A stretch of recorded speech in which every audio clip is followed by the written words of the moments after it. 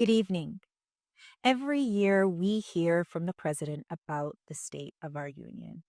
We then hear the opposition's rebuttal and the political pundits from both parties who try to convince us why their side is right. But rarely do we get to hear the people's response. My name is Virginia K. Solomon, and I'm representing Common Cause's more than 1 million members from every congressional district in our country.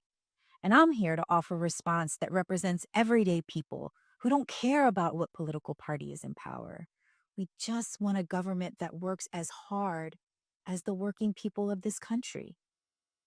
We know the State of the Union because we are the union, and our members are living the impact of this president's policies every single day.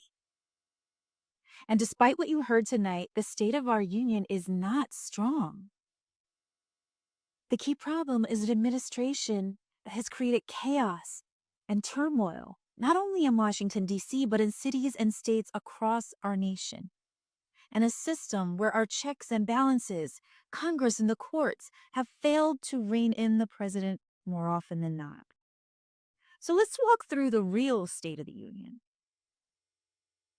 This month, President Trump declared mission accomplished on the economy.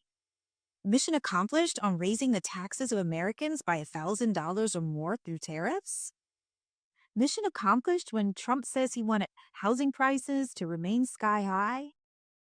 Mission accomplished as the last year saw barely any job growth?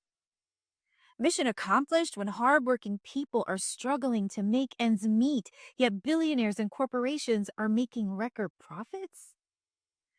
And yet Congress and the courts, they're mostly silent. For a year now, President Trump has used brute force and militarized our streets. In Los Angeles, New Orleans, Chicago, the Twin Cities, and coming soon possibly to a city near you. ICE agents are grabbing children from schools, and they shoot unarmed civilians and have killed with no accountability, then gaslight us into thinking that our outrage is somehow criminal. Our membership in Minnesota knows this all too well, but they didn't give up their voice. They didn't give in to the incitement by THS and ICE. And we still fight today to reform the Department of Homeland Security because of it. On the regular, this president has used racist tropes in an attempt to demean Black and brown people in this country. He even trashed a football halftime show because it showcased the best of our nation and the beauty of our diversity. He actively works to turn neighbor against neighbor. And while the president is busy inflicting pain on us, we have a Congress and a Supreme Court largely just sitting on the sidelines.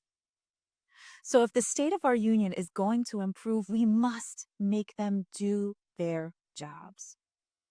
Common Cause and our members are forcing Congress to act. We're working to hold DHS accountable with more than 115,000 people just last month, reaching out to the members of Congress and the White House demanding that Kristi Noem be removed. We're pushing for true accountability in the form of a stock trading ban for members of Congress and to make sure Donald Trump doesn't force the IRS to hand him billions of dollars in a sham court case. We're forcing the courts to act. We're suing to protect your privacy and personal sensitive data from the Trump administration. In fact, in 15 states, we've been able to step in. And we've stood together and fired Elon Musk. More than 500,000 people joined that call, and guess what? He is gone. And together, we can continue to stop the lawless actions of this president, and we can improve the state of our union together. But we need you now, more than ever, to become a part of the people's lobby so we can change this country for the better. So I invite you tonight to join us at Common Cause because we need you and our country needs you.